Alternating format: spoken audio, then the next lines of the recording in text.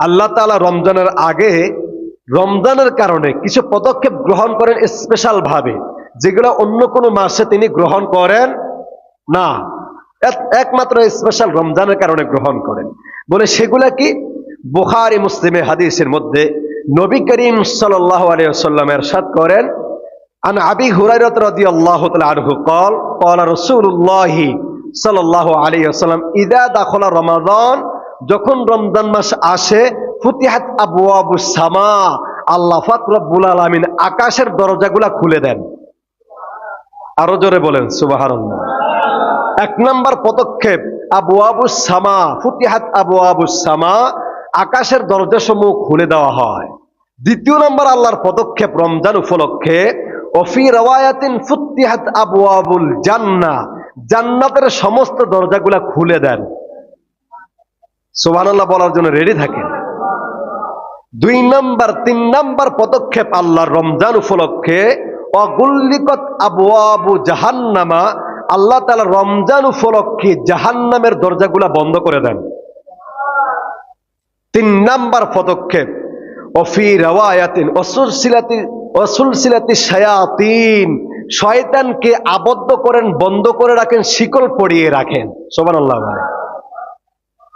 তারপরে আল্লাহর পদক্ষেপ হচ্ছে ওফি রাওয়ায়াতিন ফুতিহাত আবওয়াবুর রাহমা, যত রহমত আছে সমস্ত রহমতের দরজাগুলা খুলে দেন।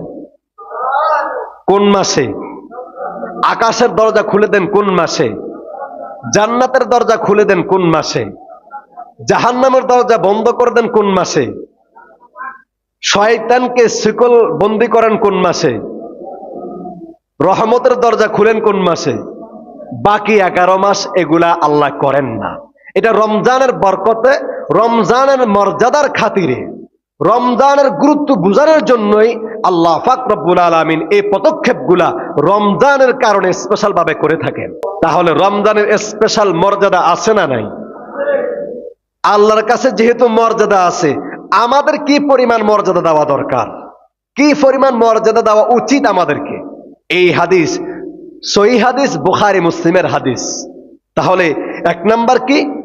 ইযা দাখালা রমাদান ফুতিহাত আবওয়াবুস সামা, রমজান আসছে সাথে সাথে আকাশের দরজা আর বন্ধ হবে না।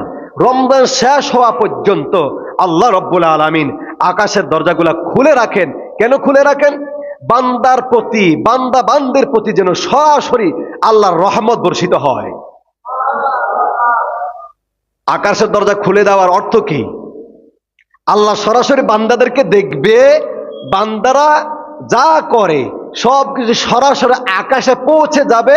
আর আল্লাহর রহমত যদি জমিনে প্রেরণ করতে চান, সরাসরি জমিনের মধ্যে আল্লাহর রহমত প্রেরণ করবেন। এই উদ্দেশ্যেই ফুতিহাত আবওয়াবুস সামা, আকাশের দরজা সমূহ আল্লাহ খুলে দেন। 2 নম্বর কি? ওফি রাওয়ায়াতিন ফুতিহাত আবওয়াবুল জান্নাহ, জান্নাতের দরজাগুলা খুলে দেন। কেন খুলে দেন? জান্নাতের ভিতরে রহমত আছে না নাই? করুণা আছে না নাই? সাকিনা আছে, খুশবু আছে, রহমত আছে। আল্লাহ পাক রব্বুল আলামিন এই খুশবুগুলা, এই সাকিনাগুলা, এই রহমতগুলা যেন বান্দারা জমিনের থেকে কিছুটা উপভোগ করতে পারে, এই জন্যই তিনি জান্নাতের দরজা সমূহ খুলে দেন।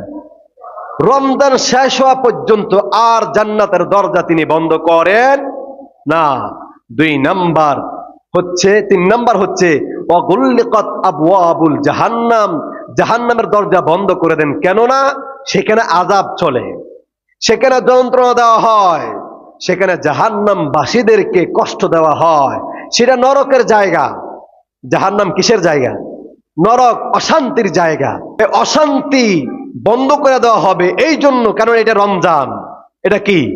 রমজান। খবরদার, এই রমজানে আমার কোনো বান্দা বান্দি জান্নাতেও যেন কষ্ট না পায়, দুনিয়ার জমিনেও যেন সে কষ্ট না পায়, যন্ত্রণা থেকে, কষ্ট থেকে সে যেন বেঁচে থাকে।